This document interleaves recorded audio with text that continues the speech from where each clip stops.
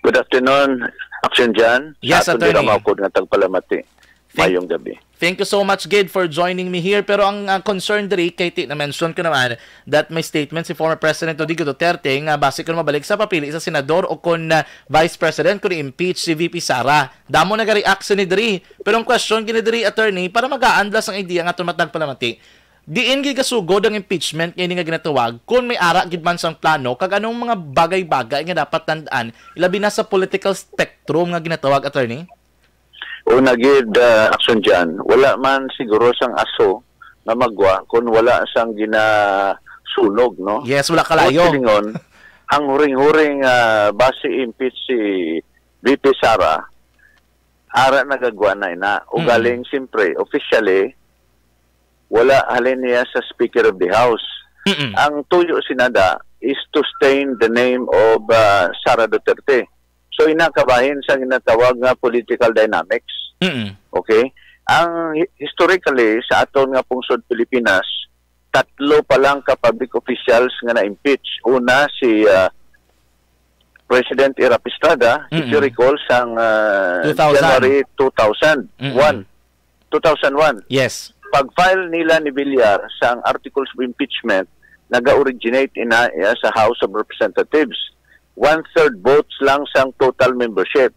Okay. Under the present setup, subong sa atong Kongreso, we have more or less mga 316 ka congressmen. Okay? So, you just multiply it by 1/3 plus 1. Mahimo na ina nga pwede na ma-file ang articles of impeachment. So, ang any citizen or taxpayer pwede maka-file dira sa Kongreso or any congressman maka-initiate sa articles of impeachment. Kag tungod sina iga-deliberate na nga complaint, kag assign sa committee, kag pabutuhan sa aton members of Congress. Kag kung mag-siling 1/3 nakuha ang required number of votes, nga 1/3 sang total membership sa aton House of Representatives, i-file na ina sa Senado. Pag-file mo sa Senado, ang Senado magapungko ina siya nga impeachment court. Okay? Okay. So, ang trial sang isa ka gina-impeach ara ya sa Senado. So question, what are the grounds nga pwede mo ma-file ang kaso against sa impeachable officer? Una gid ang mga pwede ma-impeach ang President, ang Vice President, ang Justices of the Supreme Court, ang Ombudsman, ang Constitutional Commissions. So hindi mo na sila ma-remove without that impeachment. So historically, ang aton na-impeach lang sa nasiling ko na una si Irap Estrada sa January of 2001. Ang ikadua si Mercedes Gutierrez sang Ombudsman sang 2011. Kag thirdly, amo ini si Chief Justice Renato Corona sang 2011 man. Ti yadto ang aton nga Senado mapagwa na tani nga mabutuhay na pati kay Irap Estrada, hindi magwa to ang envelope o kon ang sulat na kag dito proiba nga si Irap Estrada was involved in corruption ang bribery. Ang second kay envelope nagakuha siya sang partida sa gambling naton nga mga aktibidades. Okay? If you recall, may ginatawag nga si Jose Velarde. Kay dito nagapakita nga may deposito siya sa isa ka bangko nga puwerte ka dako-dako nga kwarta. Pero wala yung butang kay Irap Estrada, yung butang niya kay Jose Velarde. O karon kay ipa-open tong isa ka sulat nga magadiin sa kay Irap Estrada, hindi pag i-open sang iban nga senador, including Miriam Defensor Santiago. Ang natabo nga ang iban nga senador nag-walk out sa among impeachment proceedings. Okay? So that was January 16, 2001. Paggawa nila, why na madayon ang impeachment? At that time, puwerte abogado to ni Irap Estrada. He was represented by no less than Solicitor General Estilito Mendoza, kag duwa ka Fortune Brothers. Okay?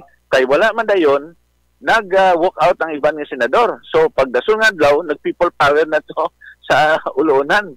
Okay? Pag people power, if you recall, pag January 20, 2001, nag-resign na lang si Irap. Okay? Nag-resign na lang siya.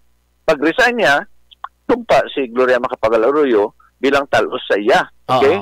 So that was the first impeachment nga proceedings. Ay kadwa kay Corona. Ang natabo kay Corona ya, he was convicted by the Senate. Nga at the time ang nag-preside siya si Juan Ponce Enrile. Ato ya convicted siya. In the case of Mercedes Gutierrez, ang ombudsman, wala siya ma-convict kaya nga nag-resign man siya. Okay? So dito sa Amerika, aksyon dyan, ang natabo sina sa Amerika naman niya ang presidente ang ginimpeach tatlo, si Andrew Johnson, si Nixon, si Clinton kag si Trump. Si Nixon wala siya ma-impeach kaya nga nag-resign na lang siya. Yes. Until ma-file ang articles of impeachment. So amo nang history, okay? So in short, ini ang si VP Sara gina-diyon-diyon sang iba nga mga congressmen, but not siguro majority pa kundi gina-diyon-diyon lang. Ang grounds sina culpable violation of the Constitution or ginatawag bribery kag corruption, in the sense nga ang pundo dira sa Office of the President in the amount of 125 million nga contingent fund sa Office of the President gin-transfer sa Office of the Vice President. Kagkaron sa lipot lang nga period ginubos gasto. Okay?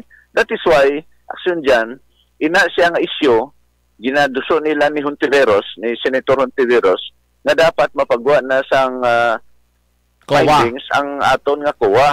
Kay sa dira sa COA, once sumambal ang COA nga ang 125 million din yun yung pang-ubos ni gasto. So on that ground alone, she can already be impeached, no? Kag na siya, ang ako niya pagpati action dyan, initanan kabahin, ini sang ginatawag pamulitika. This is political dynamics because nakita nila nga sa next na presidential election, ang mga papili gidya nga laban-laban will be Sara Duterte for president. Yes. On the other hand, ang sapiak ng mga partido will be the Speaker of the House, si Romualdez. That is why, ginabantayan subong ang move ni Senator Laila de Lima kung ano yung plano because ang ginapatian sa iban, ginadiho na subong nga gapangayo sang alliances ini ang Speaker of the House naton sa grupo sang Liberal Party. Kung makuha ang Liberal Party, it will already be a strong party because sa piyak niya si Sara Duterte, kung tanawon mo, hindi pa may baluan kung sino maupod sa iya. That is why as early as now, they want to stain the name of Sara Duterte para nga mag-pull down siya. As a matter of fact, action dyan sa uli nga survey, sang President ka Vice President, dako ang idagdag ni Sara Duterte because of the confidential or intelligence funds nga issue against her. So that is crucial ang inisubong nga nagakalatabo ini siya sa ginatawag popularity sa aton nga mga public officials because if you will recall during the 2016 election kung sa survey lang basihan mo si Jujumar Binay hindi na ito iloglahog ya always number one hasta nga nagsulod si Duterte na primero sa kulihot pag 2 weeks before election nag-number 1 na siya because of the sang revelation sang iyang vice mayor sa una dira sa Makati na may mga pundo dito nga ginagamit ni Jujumar Binay. Okay? So mo man na ang tabo kay Rap. Sino ang nag-pull down sa iya? Kag na kuan siya na people power. Mismo ang iya ka mga trusted friend siya, si Atong Ang. Kag si sa Ilocos Congressman. Oh yes. Because of the two, gin-pull down ang popularity ni Rap Estrada. Kaya kung tanawon mo ya action dyan, isa ka dako nga buto yang nakakuha during sa presidential election si Rap. Despite sa iya popularity sa pitik sintas because of the revelation of the vice mayor niya sa una, ginbutong siya panaog. Pero so, attorney, I have a question, attorney. Do you think so, sa inyong paglantaw, dako chan sa madayon ni or hindi? Kung tanawon mo gid, 50-50. That is why, subong pa lang ya, nagapagawa na statement si Anay Presidente Duterte na siling ya, kung ma-impeach niya ang Vice President, ako madalagan Vice President. So he is making already a controversy. Ang iyan na punto ni Anay Presidente is to back up si Sara Duterte agod nga ang iyang popularity hindi manaog. Ti kabalo naman kamo si President Digong popular gyapon niya sa mga masa mo. Ti kung mag-ios karon ang masa kag magsiling nugay na kamo tandog kay Sara Duterte. Kundi hindi siya matandog. So the more mo siya i-destroy, kag kung hindi mo siya ma-destroy, nag-popular pagid siya. Kaya nga hindi mo siya ma-pull down.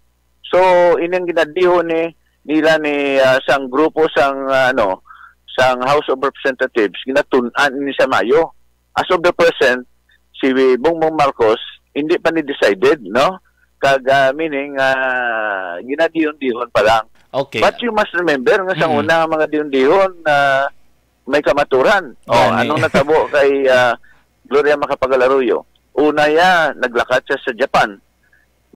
May nagtimbre ito, upo diyaman. Nasiling niya, nagkuhan nga plano nga i-out si Speaker of the House. Anong natabo? Gin-drop siya from senior sa Congress na imo na lang siya deputy. Pag imo iya deputy naman, subong niya, ginukas na gid siya. Okay? So ini sa tanan, nagalin ini na sa mga bati-bati man lang initially, kag na-confirm na nila. So ini ang in the case of VP Sara, huring-huring pa lang ni susubong. After a while, we still do not know what will happen, no? Kay kung makakuha na sila sa mga support from the other congressmen, laban-laban, base kung dayunon nila ang impeachment for whatever purpose it may serve, but ang ilagay lang sining game plan is to stain the name of VP Sara Duterte. Okay, sige. And attorney, so doon tani no kung ano gid man mga development in the future, but thank you so much for explaining on different side of the spectrum, attorney. Mayong hapon. Mayong hapon na action dyan kasi atong tagpalamati sa inyo tanan mayong hapon. Thank you so much. Action Report.